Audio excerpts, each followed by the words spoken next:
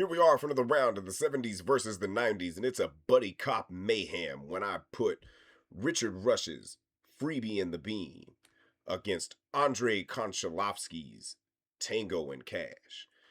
Now, this one was a really hard one to pick because both of these movies are batshit crazy on a scale that only the time and place they were made could afford them, and even the people that were in them. So this is going to be another one of those.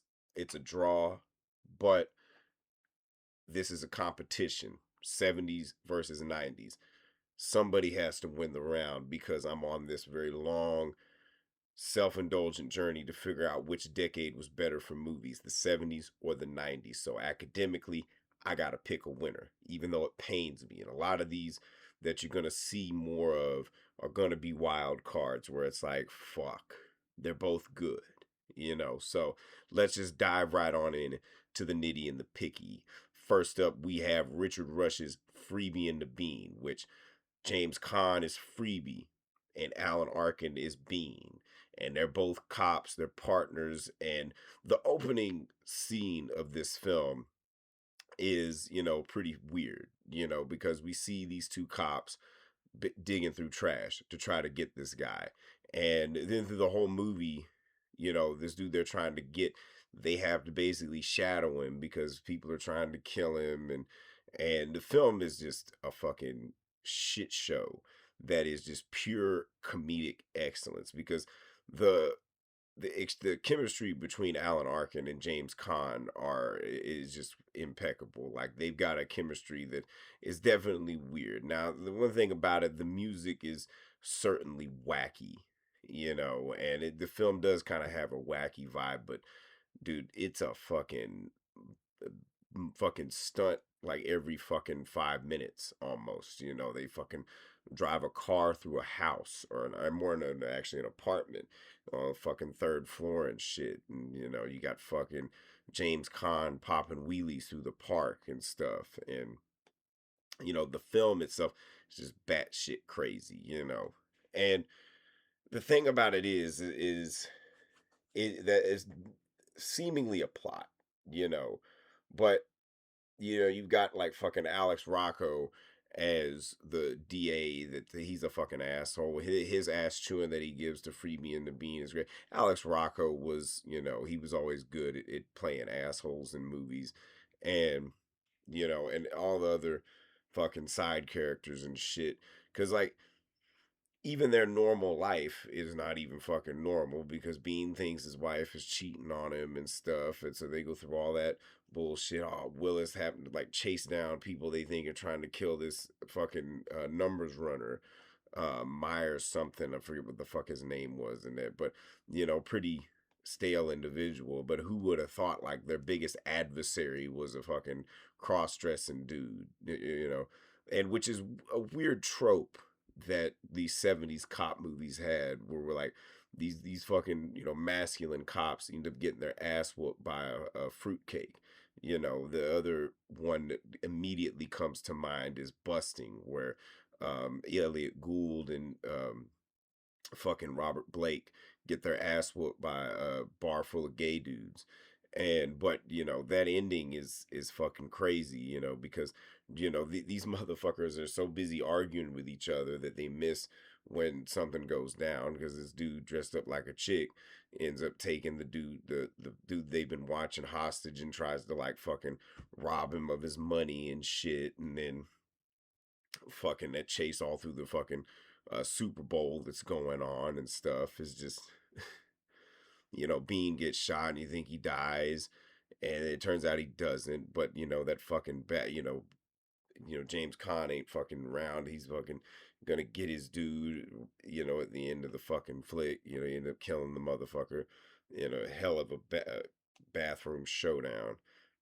And then ends up fucking, in typical 70s style, nothing's fucking working out right because the fucking dude that they've been trying to get this whole time, he ends up dying of a fucking heart attack. And, this goes off in despair. But what could have been a great fucking ending, perfect 70s ending, is if the Alan Arkin character Bean had died. He doesn't. He fucking comes back and they're fucking fighting in the fucking ambulance. And sure, that's funny and kind of stays on brand for the film, but you know, who says that a comedy can't end on a down note? You know, and then we move forward to Andrei Konchalovsky's, and I'm probably mispronouncing that fucking name wrong, Tango and Cash. Now, here's the thing: Andrei Konchalovsky, he's no Andrei Tarkovsky, and he's not really a Richard Rush either, because Richard Rush, his films, wild, crazy fucking stunts and shit. He also did The Stunt Man with Peter O'Toole, and but this film, Sylvester Stallone is Tango, Kurt Russell is Cash, and this movie, unlike Freebie and the Bean, starts like a fucking bullet.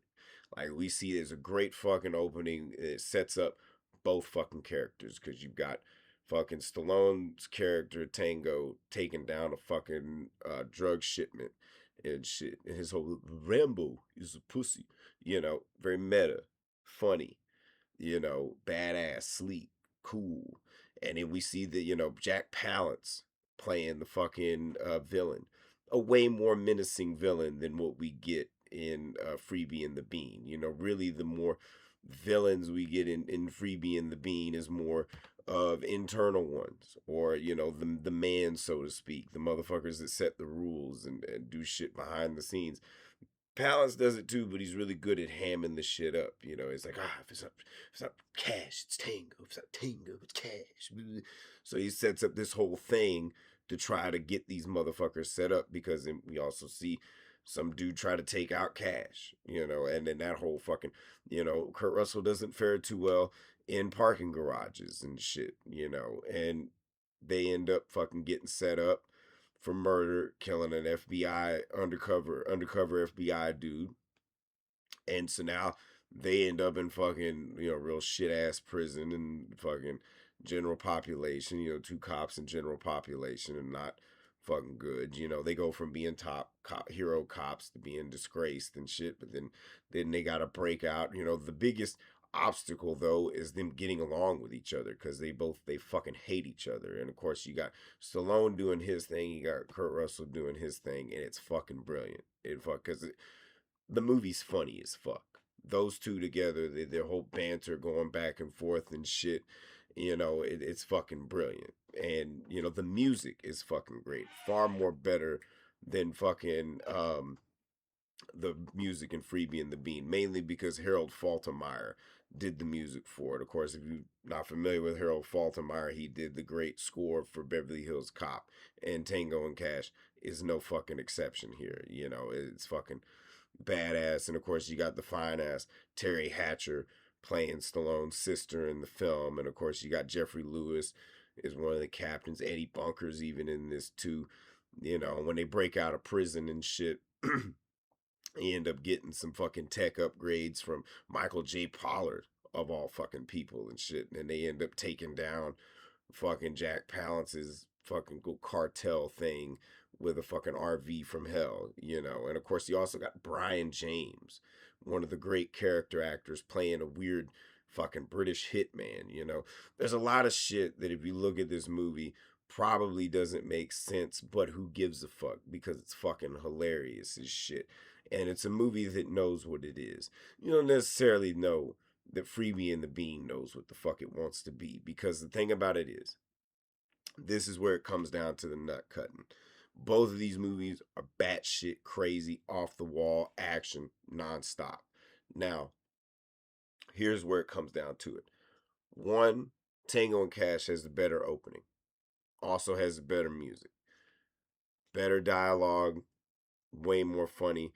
And here's the thing, it has the basic ass ending of action films of this era, but it didn't try to fuck with you. You knew exactly how it was going to go, and it played it to the bone. Whereas Freebie and the Bean fucks with you. If Bean had died at the end and James Caan just had to really deal with his failures instead of just duking it out with Homeboy in the fucking ambulance, that movie would have won. But I gotta give it to Tango and Cash because man, this is one fun, badass fucking movie that doesn't let up. Anytime you watch it, it's a great fucking time. Not to say Freebie and Bean wasn't great. That ending is fucking trash. Bullshit. Horrendous. So for anybody keeping score, that is 99 to 83. 70s are only up by 16 now. But, you know, my money's still on the 70s, but sometimes the 90s can surprise you. This was the beginning. You know, this was kind of the connection from how fucking batshit crazy the 80s were to how even more insane the 90s were gonna get. And you know, Tango and Cash kind of ushered that in, and it's a pure action masterpiece. Funny, sleek, badass. So if I've said anything wrong, anything you disagree with, feel free to eviscerate me in the comments. It's just one asshole's opinion on a very long, self indulgent journey to figure out which decade was better for movies, the 70s or the 90s. And, you know, like I said, if you comment, I'm going to reply because I have no fucking life. I've been doing this shit for fucking ever until I get to the actual number to see which is better. And fuck it. Have fun, watch movies.